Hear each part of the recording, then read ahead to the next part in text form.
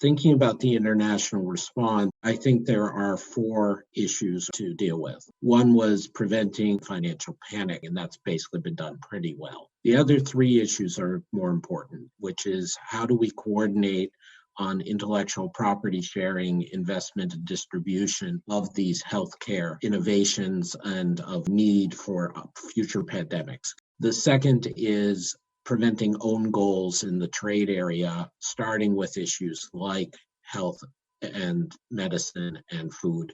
And then the third, most critically, is dealing with the incredible devastation we're likely to see in the poorer countries of the world. So on the first point about public health cooperation, I wish the Trump administration were not attacking the WHO in this situation. My view is all of these international cooperations work better when you ask countries to all move in the same direction, not do a trade-off of you do this and I do that, or you do this now and I do this in future. If it's just a collective action, it's more credible and more attainable. And I think the G20 combined essentially with WHO Secretariat would be the way to do it.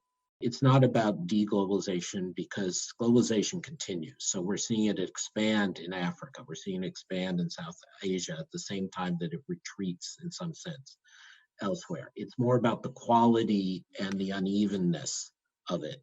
And the economic nationalism that we already saw in places like the US, like Poland and Hungary, like Brazil, like India, is exacerbated by this. So this is all bad, and the pandemic is playing into that. I mean, the distrust between China and US, China and EU was already there, and some of it was legitimate and some of it was exaggerated. But clearly the pandemic and the way people are talking about the pandemic is making that worse.